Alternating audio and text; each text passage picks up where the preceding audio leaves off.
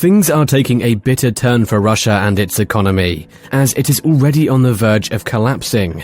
Since the inception of price caps on its most vital export commodity, oil, its revenue has been on a constant decline. Currently, Russia is trying everything in its power to revert this trend in this economic war. As it appears, the West's actions are finally working and Russia seems to be on the losing end. In this video today, we'll be answering the following questions. Is the price cap going to be the final nail in Putin's coffin?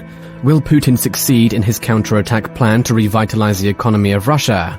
Join us today as we crack down on the reality of this issue. The Putin oil ban went into effect on the 1st of February this year. To understand why a price cap was necessary for this matter, I will take you back a little bit and see how Russia has been faring in this war. As you all can remember very well, Russia attacked Ukraine on the 24th of February 2022.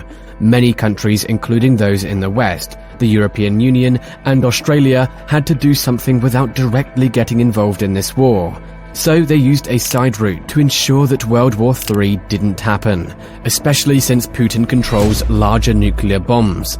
With this, they decided to hit Russia with sanctions, which were a broad, quick and most effective way to finish a rival country like Russia.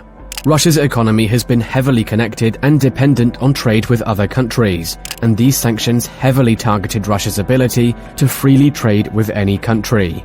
Truth be told, Russia has been performing very well in its economy, especially with the fact that it is one of the largest producers of oil. In 2020, Russia exported around $330 billion worth of stuff, with a big part consisting of oil and natural gas.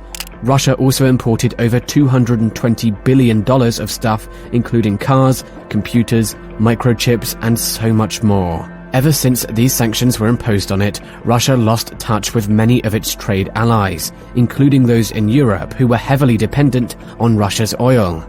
This later slowed down its economic growth and killed its trade relationships. Russia's reserves were frozen in foreign countries, and when we talk about foreign reserves here, we are meaning the money that Russia was holding in foreign central banks to maintain the ruble and forex transactions. This move alone made Putin lose access to billions of dollars. Not only were its foreign reserves frozen, but also the Russian banks were kicked off the SWIFT network, which is a vital part of the financial world. This meant that Russian banks were now cut from doing business with the rest of the world. The sanctions were so harsh and unexpected that Putin had to come out and announce to the world that if sanctions continued, he will be forced to use nuclear weapons. Even though we can't compare sanctions to actual weapons of mass destruction, which are fast enough to do the job, sanctions prove to be slower and more effective. Especially the fact that now the average innocent citizen in Russia was the one to bear the pain behind these sanctions, and then eventually lose touch of his or her source of income and livelihood. Well, as a matter of fact, you might be thinking that the EU imposed sanctions on Russia to harm the general population or the citizens of Russia. No, but its motive was to make Putin look powerless and later make the war stop. This is why the EU came up with the second round of sanctions, which were against the oligarchs and politicians of Russia. Its main goal was to hurt the people closest to Putin in hopes that they would either turn against him or convince him to stop the war. The oligarchs' bank accounts were frozen, their jets seized, yachts slashed, and other assets repossessed. It is estimated that Russian oligarchs and officials lost close to $100 billion just because of these sanctions. The only thing they could do now was sit back, wait, and hope for Putin to stop the war. For Putin, it didn't even shake him to make an inch move for his country's situation. In fact, Putin is known to have already prepared for most of these sanctions. Since 2017, Putin has been building up a war chest from oil sales, and it's estimated that this war chest alone can help Russia sustain this war until the end of 2023. On top of that, as soon as the invasion was launched, oil prices instantaneously shot high for a good part of 2022. This helped Russia generate a record amount of revenue and keep funding its economy and the war.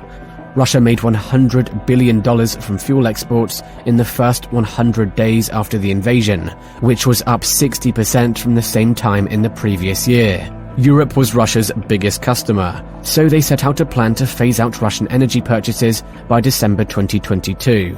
Also, during the same time, G7 and Australia passed a price cap on Russian oil to control revenue. The G7 and Australia wanted to cap the price at which Russia can sell its oil. This way, they could cap the profits Russia was making, and hopefully it could help end the war sooner. Some of you might be wondering now, if Europe had already stopped importing Russian oil, what was the point of the price cap anyway? The answer to this question is very simple. For starters, you have to know that Europe is not the only nation that depended on Russian oil. We have so many nations too that also depend on it, especially China and India, which are used to receiving it at sweet discounts, and countries like Pakistan, Sri Lanka, and several African countries. You also have to acknowledge the fact that it is quite very impossible to completely cut off Russian oils. As we had mentioned earlier, Russia is one of the largest producers of oils, and cutting it off could mean a further increase in inflation levels from what we have today. And of course, that is something no one can accept. Even if it's about imposing price caps for a country's products, that usually undergoes a procedure. Enforcing the price cap has a lot of challenges that we'll go over soon, and to prevent such, one must pick the right price for this price cap. There are always specific rules before landing on a specific price for anything. First of all, prices can't be so low that the seller isn't even incentivized to sell the product. For example, Russia, the price of the cap can't be below what it costs to produce the oil, because at that point, Russia would just stop producing the oil. After all, they are losing money by doing it. Secondly, prices can't be so high that it's even affecting the market. Meaning if oil is trading around $70 a barrel, you can't set the price at $100 because at that point, the price cap doesn't really matter. Now, from the two rules we just talked about, the price cap for Russia's oil was set at $60 per barrel. According to some expert estimates, it costs Russia around $40 per barrel to produce the oil, so at a $60 price cap, there is still some profit to be made. Also on the same, for the most part, Russian oil was trading above $60 per barrel, so the price cap does have some effect on the market, and it does somewhat limit Russia's ability to maximize its profits from high oil prices. The fun fact about price capping is there is usually a major difference between announcing the price and enforcing it at an international level. Why this comes into play is because Russia and China are the greatest allies, and when it comes to trade deals, China doesn't follow the West's rules. Actually, China's relationship with the West has been so dim recently. It is not China only in this. Many other nations are happy buying Russian oil, and this makes it so difficult for the West to enforce price cap rules for such countries to follow. Now, where the West wins in this game is in the power of insurance. The West boasts of this because it is a major player in the issuance of insurance. So, what the Western government has done is make it illegal for Western companies to work with Russian oil unless the $60 price cap is confirmed. For any Western vessel to ship Russian oil, it should have proper documentation that confirms that the price cap is being upheld. This means that no ship can dock at ports without insurance, nor enter the canals with zero insurance. The price cap game started last year on December 3rd, and as soon as it was announced, Russia started losing much of its profits. Every country that agreed to the price cap has already stopped buying Russian oil. That's why they implemented the price cap through the shipping and insurance companies so that countries follow it. Currently, there are many reports of Russia trying to set up its own insurance and shipping networks to continue selling its oil, but to the greater prospects, it doesn't seem to work. From this confirmation, we can assume that the price cap is working very fine against Russia. The EU, on the other hand, is still working further, and it has plans to add more price caps on Russian products. According to recent reports, the EU together with the G7 planned on setting up 2 more price caps. One is $100 per barrel products that trade at premium to crude like diesel, and finally 2 45 caps for petroleum products like fuel oil and industrial lubricant oil.